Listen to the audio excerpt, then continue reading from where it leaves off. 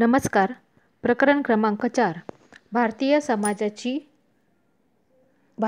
समाज परिवर्तनाच्या प्रक्रिया. या प्रकरणामध्ये मागच्या व्हिडिओमध्ये आपण 4.3 आधुनिकीकरण या घटकाचा अभ्यास केला होता. आधुनिकीकरणाच्या व्याख्या आणि आधुनिकीकरणाची 5 वैशिष्ट्ये आपण या घटकामध्ये अभ्यासली होती. आता आपल्याला 4.4 जागतिकीकरण या घटकाचा अभ्यास करायचा आहे. जागतिकीकरण म्हणजे काय हे अभ्यासण्यासाठी आपल्याला या अगोदर जागतिकीकरणाची सुरुवात केव्हा झाली आणि ती कोणी केली या घटकाचा अभ्यास करणं गरजेचं आहे. डॉक्टर मनमोहन सिंग भारताचे अर्थमंत्री असताना त्यांनी आणलेल्या नवीन आर्थिक धोरणामुळे 1991 मध्ये भारतात जागतिकीकरणाची खऱ्या अर्थाने सुरुवात झाली. पहा मी काय सांगते. 1991 मध्ये भारताचे जे अर्थमंत्री होते डॉक्टर मनमोहन सिंग यांनी हे जागतिकीकरण या धोरणाची सुरुवात केली. 1991 साली ते अर्थमंत्री होते मनमोहन सिंग आणि त्यांनीच या नवीन आर्थिक धोरणाची सुरुवात केलेली आपल्याला दिसते. त्यांच्या या धोरणालाच LPG धोरण असं म्हटलं जातं. L म्हणजे लिबरलायझेशन अर्थात उदारीकरण, P म्हणजे प्रायव्हेटायझेशन अर्थात खाजगीकरण आणि G म्हणजे ग्लोबलायझेशन अर्थात जागतिकीकरण. पहा, जागतिकीकरणाच्या धोरणालाच LPG धोरण असं म्हटलं जातं. L म्हणजे लिबरलायझेशन अर्थात उदारीकरण, P म्हणजे प्रायव्हेटायझेशन म्हणजेच खाजगीकरण आणि G म्हणजे ग्लोबलायझेशन अर्थात जागतिकीकरण. या 3 नवीन धोरणांमुळे भारतीय अर्थव्यवस्थेला जणू मोकळेच आकाश मिळाले असं म्हणता येईल. भारतात खुला व्यापार, परकीय भांडवल आणि उद्योग सुरू करण्याची सुलभता मिळाली. भारत जागतिक व्यापारी विश्वाचा भाग झाला. आर्थिक धोरणावर या कालखंडामध्ये टीकाही झाल्या. कोणाला वाटत होते भारतातील काहींना वाटत होते की हे जागतिकीकरणाचं धोरण भारतासाठी चांगले नाही किंवा जागतिकीकरणाचं धोरण जर भारतामध्ये आलं तर भारत हा परावलंबी होईल. तर काहींना असं वाटत होतं की जागतिकीकरणाच्या धोरणामुळे निश्चितपणे व्यापार, परकीय भांडवल आणि उद्योग यांना सुलभता निर्माण होईल आणि भारत हा देश जागतिक व्यापारी विश्वाचा एक भाग होईल. या आर्थिक धोरणावर जशा टीका झाल्या तसेच हे आर्थिक धोरण सकारात्मक आणि नकारात्मक अशा दोन्ही बाजूंनी त्या धोरणाचा विचार केला जाऊ लागला. पहा, या जागतिकीकरणाच्या आर्थिक धोरणाच्या ज्या व्याख्या आहेत त्या आपण या ठिकाणी पाहणार आहोत. जागतिकीकरणाची आर्थिक धोरणाची जर आपण विचार केला तर ती पहिली व्याख्या अँथनी गिडेन्स यांच्या मते आपण पाहतोय, ज्यामुळे दूरवरच्या प्रदेशाशी असलेले नाते अशा पद्धतीने जोडले जाते की अनेक मैल दूर असूनही. जागतिकीकरणाची व्याख्या आपण या ठिकाणी पाहतोय. जागतिकीकरण आणि त्याची व्याख्या त्या ठिकाणी दुसरी जी व्याख्या आहे अँथनी गिडेन्स यांची व्याख्या आपण पाहतोय की ज्यामुळे दूरवरच्या प्रदेशाची असलेले नाते अशा पद्धतीने जोडले जाते की अनेक मैल दूर असलेल्या प्रदेशात घडणाऱ्या घटनांचे पडसाद स्थानिक घटकांवरती होतात आणि त्याच न्यायाने स्थानिक घटकांचा परिणाम जागतिक घटकांवर होतो. ती प्रक्रिया म्हणजे जागतिकीकरण.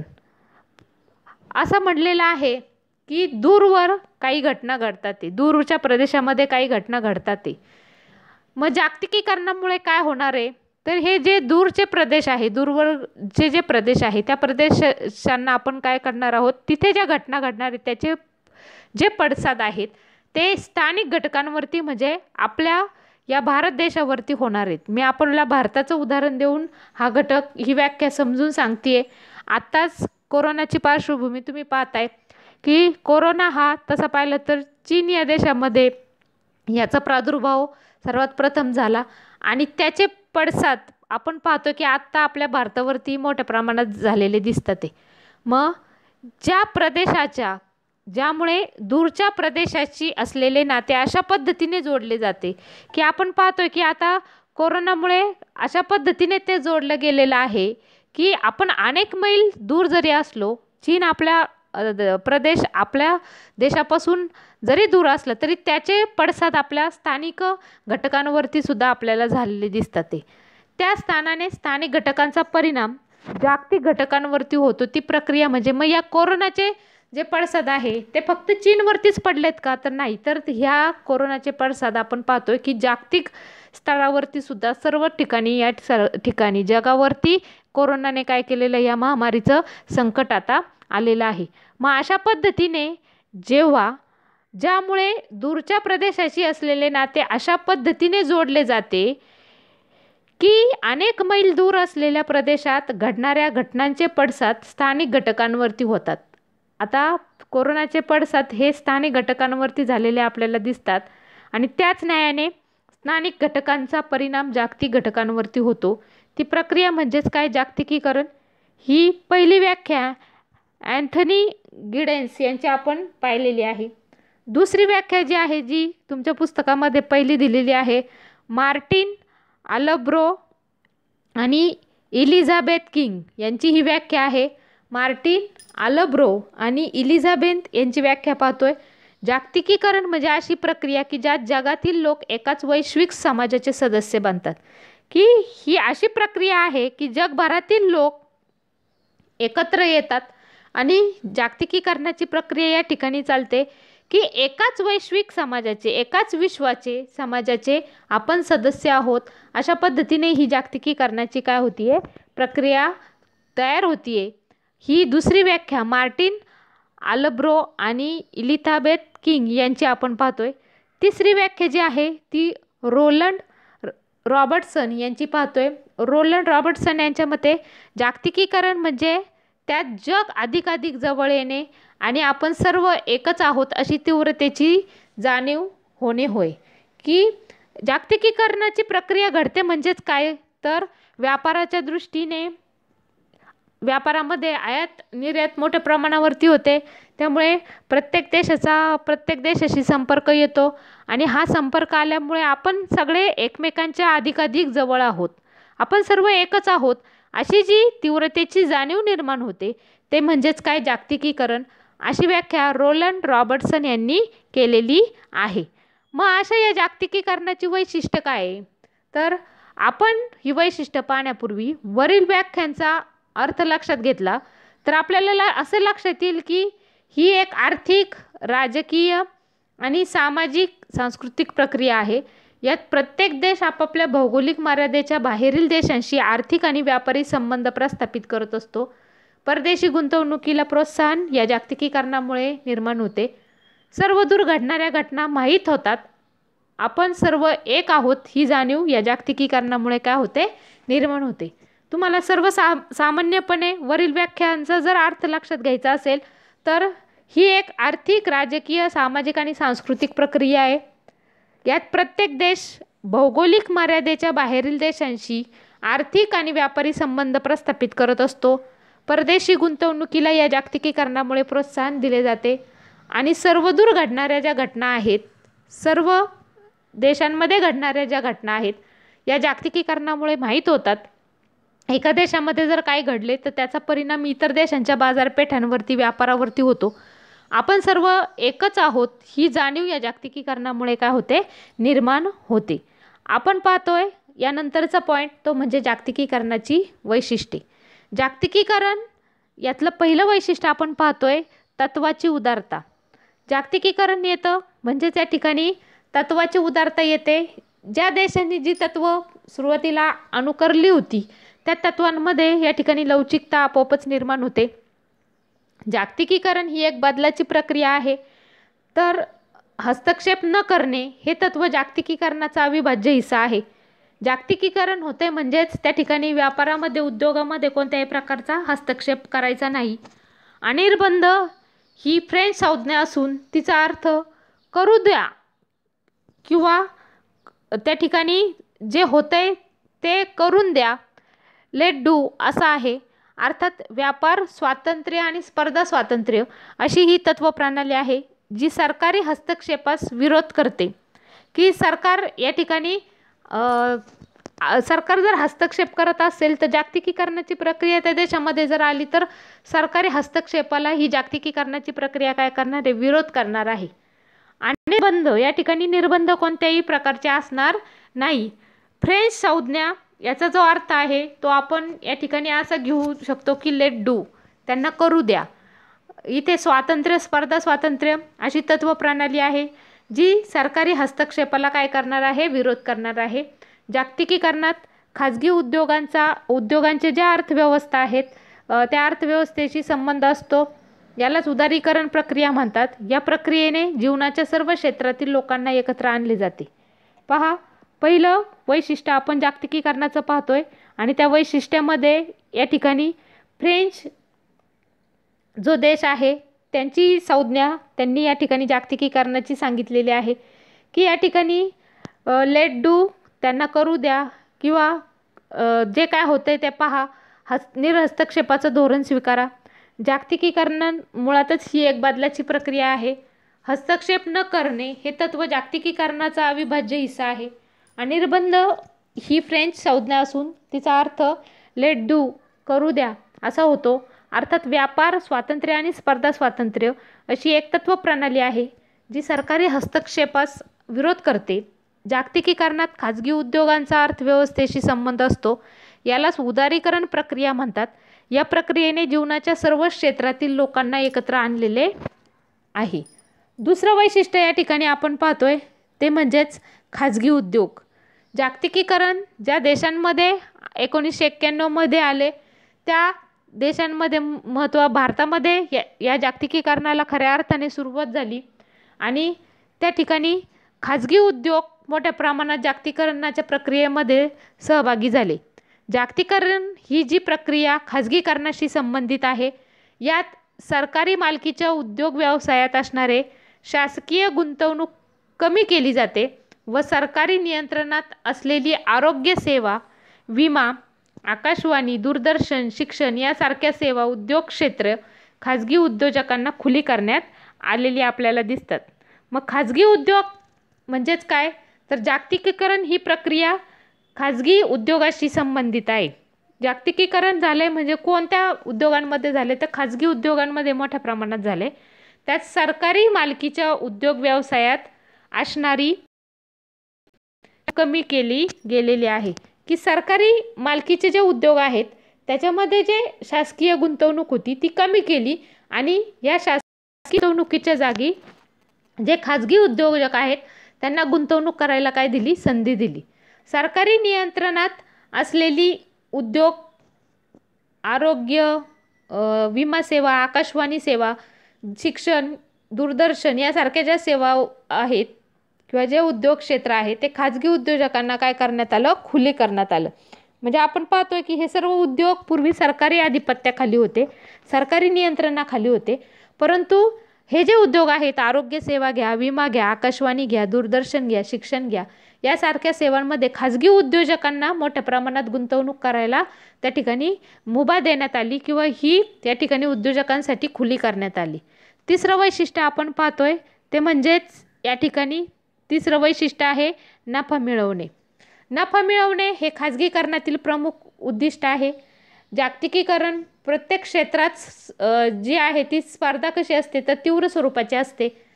अधिक संधी आणि पर्याय उपलब्ध झाले त्यामुळे अनेक सेवा पुरवठादारांनी प्रमाणाबाहेर नफा मिळवला. उदाहरणार्थ व्यापारी तत्वावर काम करणाऱ्या खाजगी शिक्षण संस्था आहेत, त्या शिक्षण संस्थांनी या ठिकाणी या जागतिकीकरणाचा फायदा घेतलेला आपल्याला दिसतोय. तिसरं वैशिष्ट्य आपण पाहतोय नफा मिळवणे. नफा मिळवणे हे खाजगीकरणातील प्रमुख वैशिष्ट्य आहे. एक प्रमुख वैशिष्ट्य म्हणून जेव्हा आपण त्याचा विचार करतो तेव्हा जागतिकीकरणात प्रत्येक क्षेत्रात तीव्र स्पर्धा असते आणि संधी आणि पर्याय मोठ्या प्रमाणात उपलब्ध असतात. त्यामुळे अनेक सेवा पुरवठादारांनी प्रमाणाबाहेर नफा मिळवलेला आपल्याला त्या ठिकाणी दिसतो, की अनेक असे उद्योग आहेत. उदाहरणार्थ व्यापारी तत्वावर काम करणाऱ्या अनेक शिक्षण संस्था आहेत, खाजगी शिक्षण संस्था आहेत, की यांनी या जागतिकीकरणाच्यामुळे या उद्योगांमध्ये मोठ्या प्रमाणात नफा मिळवलेला आपल्याला पाहायला मिळतो. चौथं वैशिष्ट्य आहे बाजारीकरण. जागतिकीकरणामुळे औद्योगिक उत्पादन निश्चितपणे वाढलं, त्यामुळे बाजारीकरणास मोठ्या प्रमाणात चालना मिळाली. बाजारात ग्राहकांना निवडीसाठी अनेक पर्याय उपलब्ध झाले आणि त्यामुळे चंगळवाद वाढला आणि समाज भौतिकवादी झाला. उदाहरणार्थ आपण बाजारात गेलो तर तेथील दुकानात अनेक प्रकारच्या वस्तू दिसतील आणि त्यांना पर्याय देखील उपलब्ध असलेले दिसतात. पूर्वी जोपर्यंत जागतिकीकरण नव्हतं तोपर्यंत भारतामध्ये ज्या सुविधा उपलब्ध आहेत त्या सुविधांचा लाभ आपल्याला घ्यावा लागत होता. परंतु आता आपण पाहतोय की बाजारीकरण मोठ्या प्रमाणात झालंय. एका वस्तूला अनेक पर्याय बाजारपेठेमध्ये उपलब्ध झालेत. एखादी वस्तू नाही आवडली तर त्याला दुसरी एखादी पर्यायी वस्तू तिथे उपलब्ध असते आणि त्यामुळे चंगळवाद मोठ्या प्रमाणात वाढलाय. समाज भौतिकवादी झालाय. त्या ठिकाणी समाज आता विचार करू लागलाय, वस्तूच्या किमतीचा विचार करू लागला, वस्तूच्या त्या ठिकाणी क्वालिटीचा विचार करू लागला आणि या जागतिकीकरणामुळे मोठ्या प्रमाणात बाजारीकरण झालेलं आपल्याला दिसते. भव्य बाजारांमध्ये ग्राहकांना निवडीसाठी अनेक पर्याय उपलब्ध झाले आणि त्यामुळे आपल्याला पाहिजेल तशी वस्तू या जागतिकीकरणामुळे बाजारपेठेमध्ये मिळू लागलेली आहे. पाचवं दिसतंय ते म्हणजेच वैशिष्ट्य परस्परावलंबित्व. जागतिकीकरणामुळे समाजावर बराच परिणाम झालेला दिसतो. समाज परस्परावलंबी आणि परावलंबी झालेला आहे. म्हणजेच एकमेकांवर अवलंबलेला तर आहेच, परंतु सगळ्यात महत्त्वाचं की एखादी वस्तू आपल्या देशात निर्माण करण्यापेक्षा ती जर कमी किमतीत बाहेरच्या देशामध्ये जर मिळत असेल तर त्या ठिकाणी तिचा वापर मोठ्या प्रमाणात केला जातोय. आता आपण पाहतोय कोरोनाच्या पार्श्वभूमीवर आपल्या देशाने चीनी वस्तूंवरती बहिष्कार टाकलाय. पण पूर्वी जर पाहिलं तर त्या चीनी वस्तूंनी भारतीय बाजारपेठा पूर्णपणे व्याप्त केलेल्या होत्या की कमी किमतीमध्ये या चीनी वस्तू आपल्याला उपलब्ध होत होत्या. त्यामुळे आपण चीनी ज्या बाजारपेठा आहेत किंवा चीनी वस्तू वर मोठ्या प्रमाणावरती काय होतं तो अवलंबून राहिलो होतो. त्यामुळे परावलंबी झालो होतो. मग परावलंबित्व जागतिकीकरणामुळे मोठ्या प्रमाणात येतं. उद्योगात बऱ्याच गोष्टींची जुळणी करावी लागते. प्रत्येक उद्योग आपले उत्पादन करण्यासाठी आणि त्याला पूर्ण रूप देण्यासाठी परस्परांवर अवलंबून असलेलं आपल्याला दिसतं. तो आपण परावलंबी झालेलो दिसतो. उदाहरणार्थ अनेक उत्पादने अशी आहेत की ज्याचे सुटे भाग एका ठिकाणी तयार होतात आणि त्याची जुळणी मात्र खूप दूरवर असलेल्या ठिकाणी केली जाते. आपण पाहतो की अनेक देश काही वस्तू निर्माण करतात. म्हणजे एखादी वस्तू जर तयार करायची, उदाहरणार्थ पेन तयार करायचं आहे तर पेन तयार केला जातो, पण पेनला लागणारी जी शाई आहे ती शाई त्या देशामध्ये उपलब्ध नसते. मग अशी शाई दुसऱ्या देशामधनं काय करायची तर त्या ठिकाणी आयात करायची आणि मग त्या देशामध्ये तो पेन पाठवायचा, ती शाई तिथे भरायची आणि नंतर तिसऱ्या देशामध्ये त्याचं पॅकिंग करायला जाणार आणि मग ते चौथ्या पाचव्या देशामध्ये विकले जाणार. अशा पद्धतीने हे जे परावलंबन आहे एकमेकांवरती अवलंबून असलेलं दिसते आणि याच्यामुळे परावलंबनाची जी भावना आहे, जरी आपण परस्परांवर अवलंबून असलो तरी परावलंबनाची भावना मोठ्या प्रमाणात वाढलेली आपल्याला दिसते. सहावं जे वैशिष्ट्य आहे ते म्हणजे ज्ञानाचे सामायिकरण. विविध स्रोतांचा सामायिक वापर करणे हे जागतिकीकरणाचं वैशिष्ट्य आहे. आपण पाहतो की विविध स्रोतांचा या ठिकाणी वापर केला जातो आणि त्यामुळे उत्पादन प्रक्रियेच्या तांत्रिक ज्ञानांच्या आदानप्रदानांचे सुलभीकरण संगणकीय प्रणालीमुळे शक्य झालेलं आपल्याला दिसते. की आज कोणतंही क्षेत्र असं नाही की जिथे संगणकाचा वापर केला जात नाही आणि त्यामुळे भौगोलिक राजकीय सीमांचा अडसर आता दूर झालेला आपल्याला दिसतो. आज आपण आपल्या घरात बसूनही त्या ठिकाणी दुसऱ्या देशांबरोबर व्यापार करू शकतो किंवा दुसऱ्या देशाशी त्या ठिकाणी संबंध प्रस्थापित करू शकतो. बाह्य स्रोतांचा वापर म्हणजे सीमापार असलेल्या प्रशिक्षित लोकांना त्यांच्या जवळच्या विशिष्ट कौशल्याच्या आधारे दुसऱ्या देशातील लोकांना स्थलांतर न करता सेवा देणे आणि अर्थार्जन करणे. उदाहरणार्थ अमेरिकेसारखा देश घ्या किंवा इंग्लंड घ्या, कॅनडा घ्या, या देशातील कंपन्यांसाठी काम करणारे भारतातील BPO म्हणजे जे आहे की बिझनेस प्रोसेसिंग आउटसोर्सिंग जो उद्योग आहे या उद्योगामध्ये आपल्याला दिसतंय की अशा पद्धतीने त्या देशामध्ये राहून स्वतःच्या देशामध्ये राहून दुसऱ्या देशांमध्ये घरी बसून त्या ठिकाणी काय केलं जातात तर अशा पद्धतीचं अर्थार्जनासाठी त्या ठिकाणी सेवा पुरवल्या जातात. मग अशा पद्धतीचे जे उद्योग आहेत किंवा या सगळ्या घटकांमुळं काय झालेलं आहे ज्ञानाचे सामायिकरण झालेलं आपल्याला दिसतंय. विविध स्रोतांचा सामायिक वापर यामुळे मोठ्या प्रमाणात काय झालेला आहे वाढलेला आहे आणि त्यामुळे उत्पादन प्रक्रियेच्या तांत्रिक ज्ञानाच्या आदानप्रदानाचे सुलभीकरण संगणकामुळे हे शक्य झालेलं आहे. बाह्य स्रोतांचा वापर ही संकल्पना आपल्याला परिचित आहे. सीमापार देशांमध्ये अशा पद्धतीच्या बाह्य स्रोतांचा वापर मोठ्या प्रमाणात काय केला जातो आणि याचाच परिणाम म्हणून आपण दिसतोय की ज्ञानाचं सामायिकरण मोठ्या प्रमाणात झालेलं आपल्याला दिसतं. बाह्य स्रोतांचा वापर म्हणजे सीमापार असलेल्या प्रशिक्षित लोकांना त्यांच्या जवळच्या विशिष्ट कौशल्याच्या आधारे दुसऱ्या देशातील लोकांना स्थलांतर न करता सेवा देणे आणि अर्थार्जन करणे. उदाहरण आपल्याला पाहता येईल की अमेरिका सारखा देश घ्या, इंग्लंड घ्या, कॅनडा घ्या, या देशातील कंपन्यांसाठी काम करणारे भारतातील BPO सारखा जो बिझनेस आहे किंवा काम करणारे आहेत त्या ठिकाणी अशा प्रकारची सेवा या देशांना काय करत आहे, भारतातील कामगार पुरवत आहे. अशा पद्धतीने ही 6 वैशिष्ट्य आपल्याला पाहायला मिळतात. ही वैशिष्ट्ये पाहत असताना त्या ठिकाणी आपण या घटकामध्ये जागतिकीकरण म्हणजे काय, जागतिकीकरणाच्या व्याख्या आणि जागतिकीकरणाची वैशिष्ट्ये, तत्वांची उदारता, खाजगी उद्योग संस्था, नफा मिळवणे, बाजारीकरण, परस्परावलंबित्व आणि ज्ञानाचे सामायिकरण या 6 वैशिष्ट्यांचा अभ्यास केलेला आहे. त्याच्यानंतरचा जो घटक आहे 4.5 अंकीकृतकरण, हा घटक आपण पुढच्या व्हिडिओमध्ये काय करणार आहोत, अभ्यासणार आहोत. धन्यवाद.